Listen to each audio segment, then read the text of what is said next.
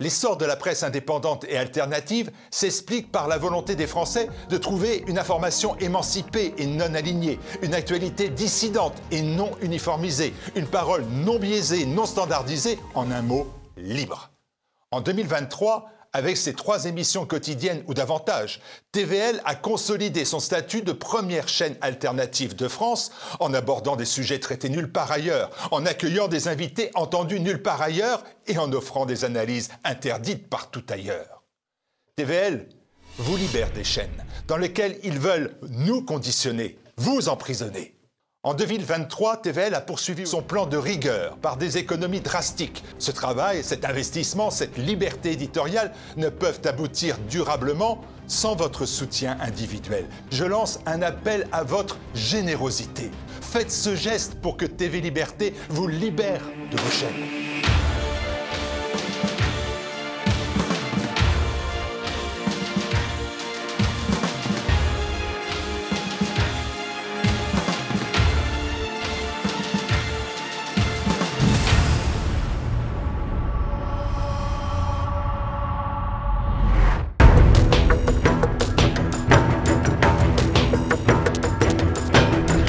Joli titre et joli livre pour une belle œuvre. Nous recevons pour son livre « Que la croix demeure » le directeur général de l'association SOS Calvaire, Alexandre Caillé. Bonjour Alexandre Caillé. Bonjour Martial. Merci d'être sur TVL. Des milliers de bénévoles, 88 antennes dans toute la France et plus de 4000 calvaires restaurés.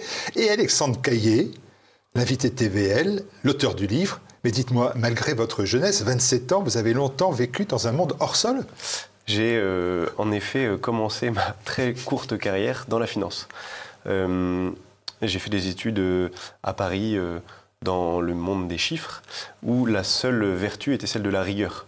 Voilà, après un bref examen de mes compétences, je me suis rendu compte que ce n'était pas ce qu'il me fallait, que je cherchais plutôt à être plutôt à parler, que ma parole compte et que la manière dont je travaille soit unique. Voilà, que celui qui me succédera fera différemment parce qu'il est différent. Voilà. Et donc j'ai travaillé dans la finance, dans un fonds d'investissement. Ça ne m'a pas trop plu parce que je trouvais ça complètement déconnecté. On investissait des millions dans des entreprises dont on ne rencontrait personne et on ne savait pas à quoi étaient dédiés ces fonds. Mais c'était très rentable, donc forcément on y allait. Voilà, je me suis donc rapidement tourné vers complètement autre chose, plutôt dans voilà, SOS Calvaire, le concret, vous voyez, redresser des croix et que ce soit visible pour tout le monde. Cette conversion, elle se fait avec aussi une attitude. Alors, vous avez cette veste, vous avez ces moustaches. Quelles sont les significations? Alors, les moustaches, rien de particulier. La veste, pour faire parler. À part vous faire parler, en effet. Non, la veste, c'est une veste de travail pour l'atelier. Il n'y a pas particulièrement de signification. En revanche, tous nos chefs d'antenne sont reconnaissables par leur doudoune. Ils ont une doudoune qui est renforcée au niveau de l'épaule pour pouvoir porter la croix. Et ça, c'est quelque chose dont ils sont très fiers, avec le logo SOS Calvaire qui est enserré dans un bouclier, la croix, puisque nous sommes une association de préservation et de défense du petit patrimoine chrétien. On va voir ça tout de suite. Vous dites que vous avez découvert sur un chemin de conversion, finalement, je vous cite, les fous de SOS Calvaire. Mais pourquoi les fous ? Alors, et pourquoi vouloir en être ? Et pourquoi vouloir en être ? Mais Seigneur, envoyez-nous des fous. Je me suis rendu compte que si tous n'étaient pas fous, tous les fous y étaient au moins. Parce que moi j'ai découvert SOS Calvaire en montant des croix en haut des montagnes, enfin plutôt en randonnant jusqu'au sommet des montagnes, à la fois en ski mais aussi à pied pendant l'été. Et à chaque fois que j'arrivais au sommet, je me rendais compte qu'il y avait des croix qui étaient plus ou moins en bon état, et certaines qui étaient récentes n'avaient pas été mises là par hasard et par personne. Donc il me fallait absolument trouver ces personnes-là qui posaient des croix au sommet des montagnes pour pouvoir les aider, parce que y a rien de plus beau que mettre une croix au plus haut de ce qu'on peut faire. Déjà, arriver au sommet, la quête du sommet, c'est une joie qui est indescriptible, qui est inutile, parce que monter en haut d'une montagne, ça vous apportera rien à part de la joie.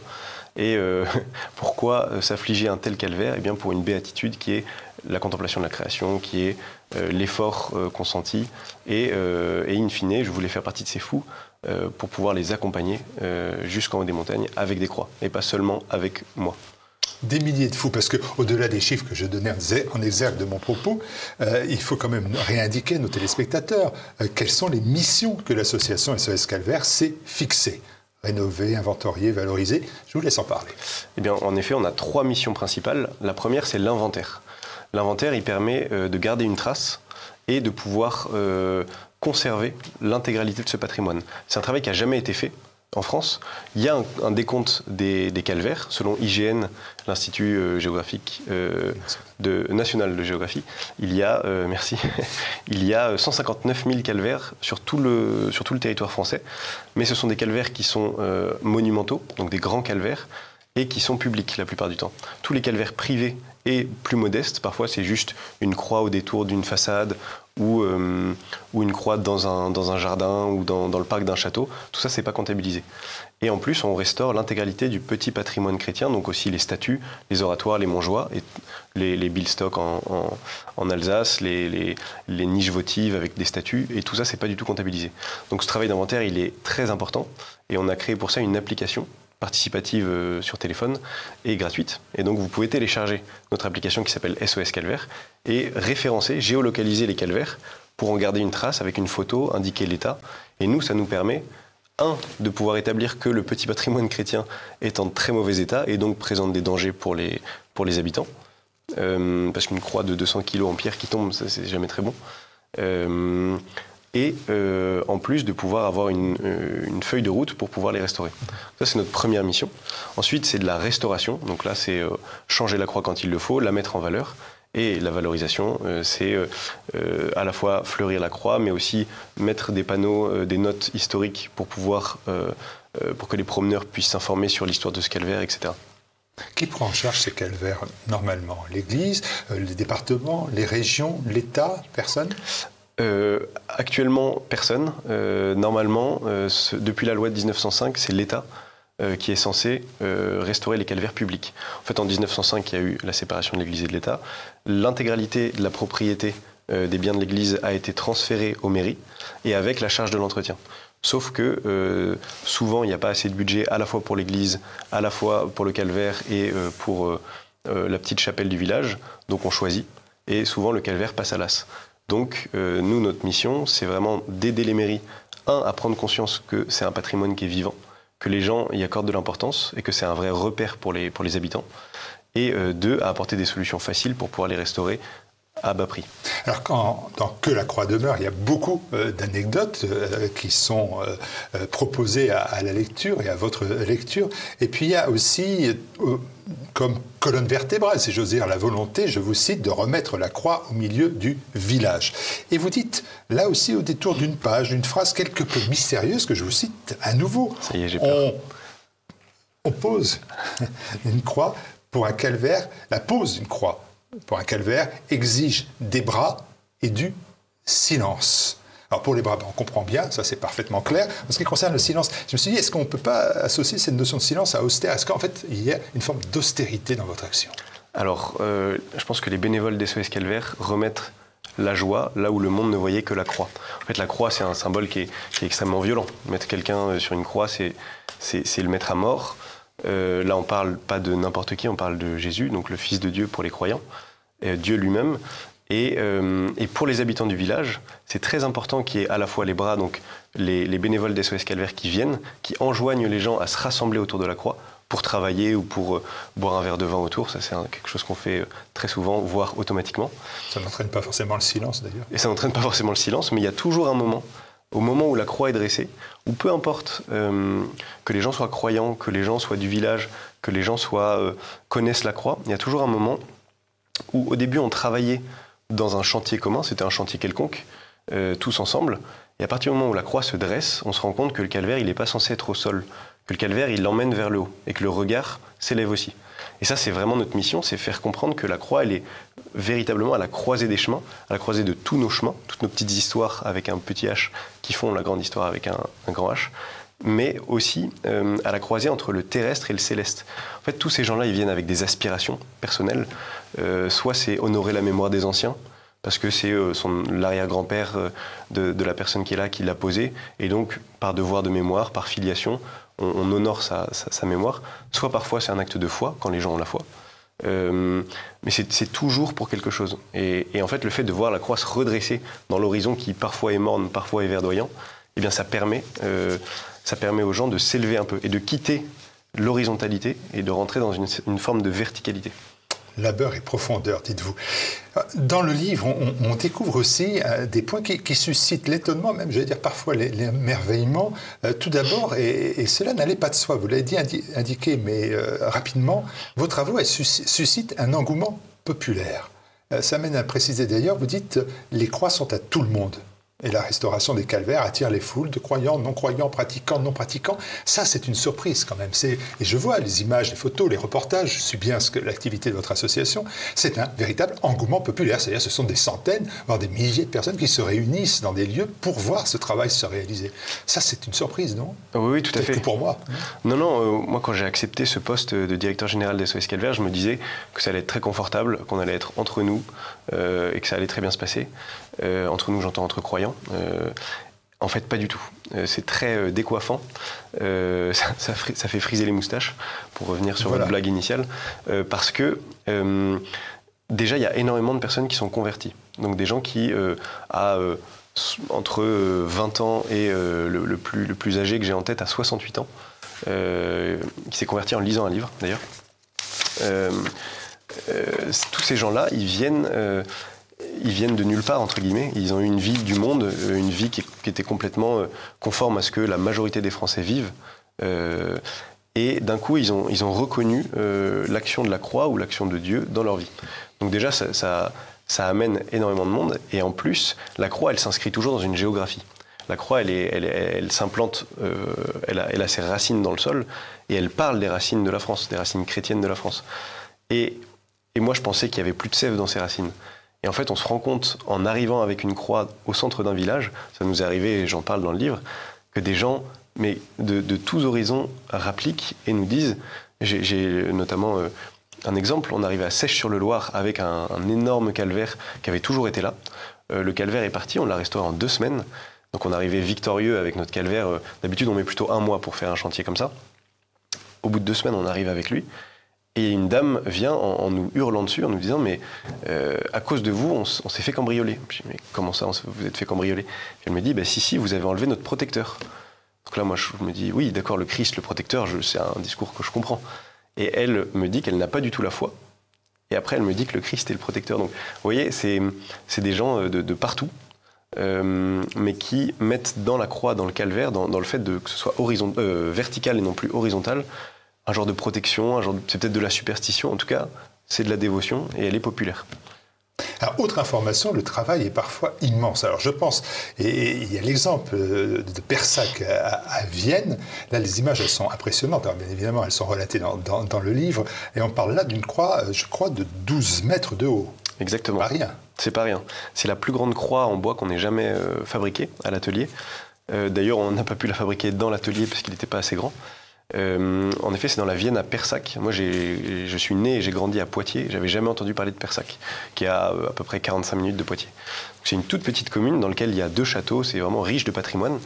Et au sommet d'une colline, à 2,5 km du centre du village, il y a vraiment un promontoire, un genre de Golgotha, sur lequel se trouve un calvaire de 12 mètres de haut, qui avait été installé, restauré plusieurs fois. Il y a une vraie histoire.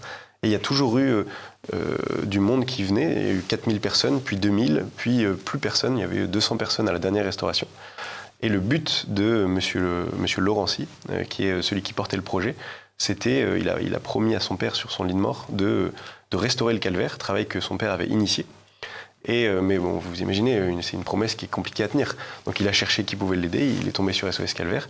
Et donc on a monté ce projet-là avec lui. Et alors c'était formidable parce que lui, il voulait que ce soit, il avait connu la dernière restauration. Et il voulait que ce soit encore plus grandiose et revenir aux premières restaurations où il y avait 4000, 2000 personnes. Et on était 800 au pied de la croix, avec énormément de prêtres, tous les prêtres de la paroisse, du village d'à côté, etc., qui étaient venus. Il y avait des cavaliers, il y avait des sonneurs, parce qu'il y a une grande tradition de vénerie dans ce village. Et donc tout le village vraiment était là, avec les dames du village qui avaient mis des draps blancs aux fenêtres, avec des roses un peu partout. C'était vraiment un engouement populaire. Et tout le long du chemin, il y avait des personnes qui nous disaient quand est-ce qu'elle va passer la croix, comme si c'était la caravane du Tour de France, quoi. Et c'était des gens qui étaient là, une activité du dimanche, quoi. Vous appelez ça d'ailleurs, comme chapitre, la caravane du Tour de France. Et il y a la croix posée En voilà une. Et puis il y a la croix pèlerine, comme celle qu'on a pu observer, par exemple, lors du fameux pèlerinage de Chartres. Les pèlerinages, c'est aussi une facette des activités à la fois physiques et spirituelles. Tout à fait. Je pense que cette année, on avait 3 chapitres à Chartres. Et un chapitre famille où les enfants portaient une toute petite croix des mêmes dimensions que notre croix pèlerine, mais avec une petite corde autour et beaucoup plus légère puisqu'elle était plate. Et donc les enfants ont pu aussi porter leur croix. Et les bâtisseurs de SOS Calvaire, qui étaient pèlerins, ont porté cette croix qui pèse à peu près 50 kilos sur les 100 km entre Paris et Chartres. Et en fait, je pense que tant qu'on n'a pas éprouvé dans sa chair le poids de la croix, on a du mal à comprendre ce que c'est. On ne sait véritablement ce qu'est la croix qu'à partir du moment où on l'a portée. Et la contraction du muscle lors d'un effort permet à la prière de s'élever plus efficacement. En tout cas, on ressent dans sa chair à la fois les souffrances du Christ qu'il a vécues pour nous, et en plus, ça permet de se détacher complètement des biens horizontaux et vraiment concentrer son regard sur le ciel, l'arrivée du pèlerinage. Alors, il y a la croix pèlerine, il y a la croix posée, il y a la croix des cités aussi, avec un exemple qui est relaté longuement dans le livre, et c'est intéressant parce qu'on apprend en substance que le Christ va s'asseoir sur le banc des dealers. Je le fais court. Exactement. J'ai vraiment cru cette fois-ci que j'allais y rester. Comme souvent, la croix de Persac de 12 mètres qui faisait 2 tonnes, quand elle est montée, j'entendais tout craquer. Je me suis dit, cette fois-ci, c'est la dernière.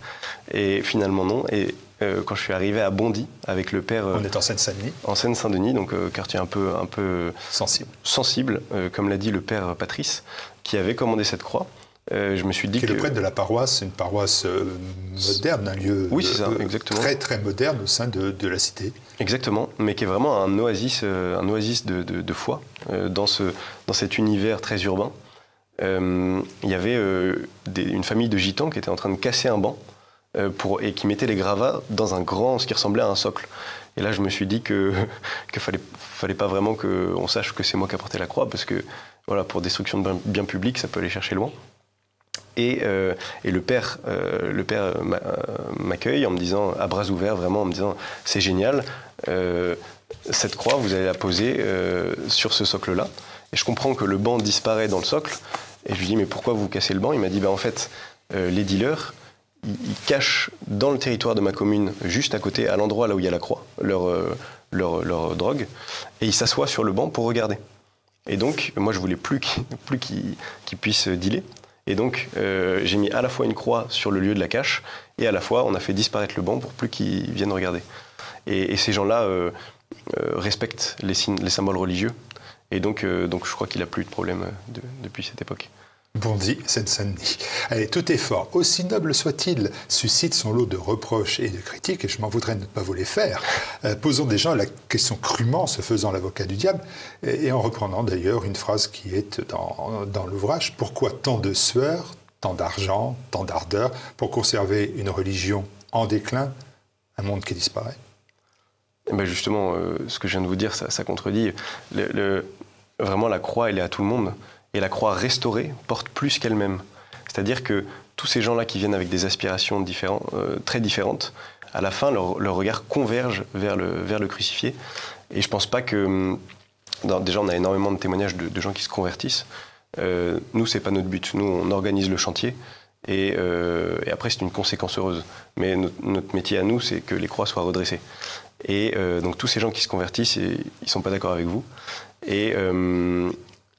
Vous allez les envoyer. Et je vais vous les envoyer, exactement. Et en fait, on assiste un peu partout en France, à chaque fois qu'une antenne se crée, à des résurgences d'une petite flamme qui vient allumer un grand brasier. Et le patrimoine permet justement de rassembler tous ces gens. Oui.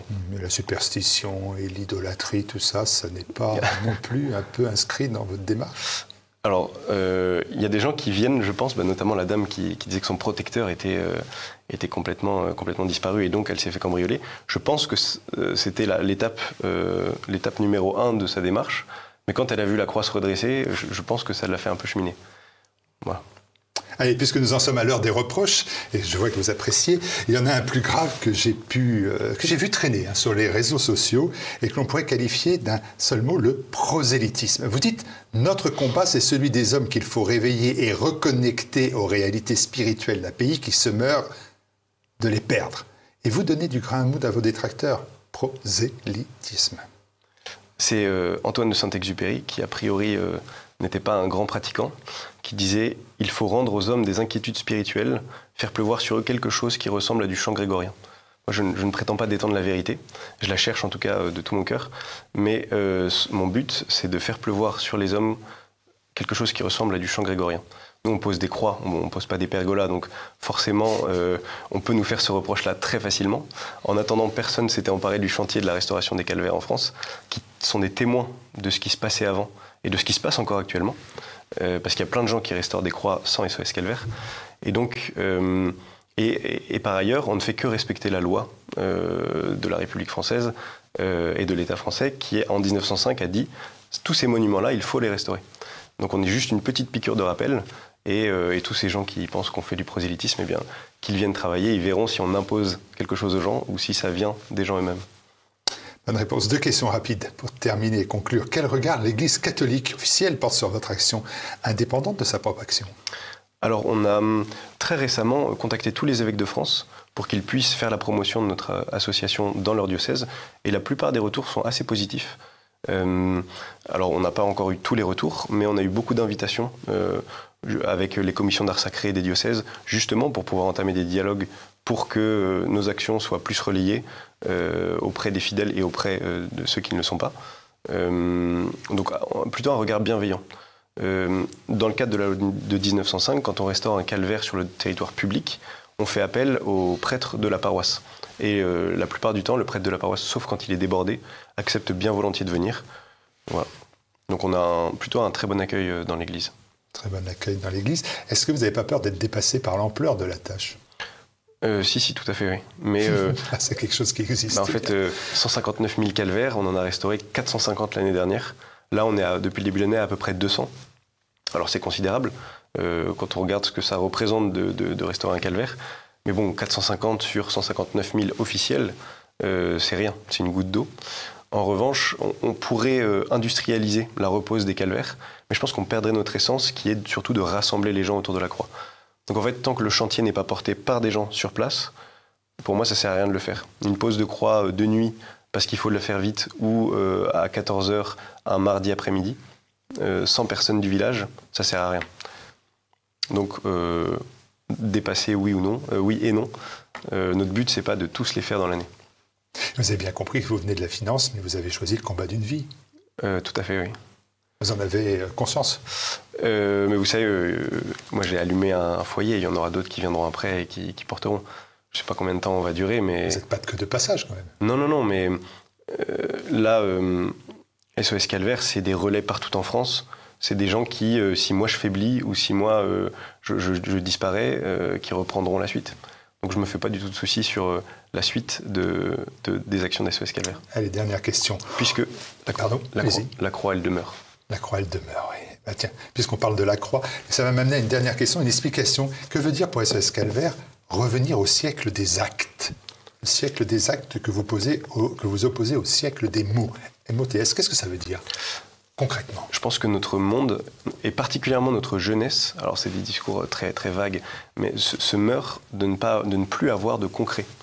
D'être sur les réseaux sociaux, où vous avez des vidéos qui durent entre 3 et 9 secondes, parce que sinon c'est trop long. On a une capacité de concentration qui est extrêmement limitée dans la jeunesse. Tout va très très vite, rien ne s'ancre dans le temps long et dans le concret. Et nous, notre proposition, elle est très simple. Remontez-vous les manches, portez des pierres lourdes avec nous sous la pluie, et vous verrez que vous en trouverez une joie encore plus grande que d'avoir passé 2 heures sur les réseaux sociaux. Et c'est ça, selon moi, le siècle des actes. C'est de se remonter les manches et de commencer à faire des choses. Merci Alexandre Caillet. Des actes simples, rebâtir, boulonner, célébrer, porter sa croix, relever la tête et relever la tête. Alexandre Caillet et son association sont les beaux exemples de cette attitude. Merci de votre visite et merci pour ce livre revigorant que la croix demeure. Et c'est aux éditions Salvator, j'ai oublié de vous l'indiquer et omis de vous indiquer aussi que vous pouvez bien évidemment vous le procurer dès maintenant sur le site tvl.fr. Vous allez sur la rubrique TVL, vous avez appris à le faire depuis de nombreuses années. Merci à vous. Merci Alexandre Caillet. Merci Marcel. Merci Alain.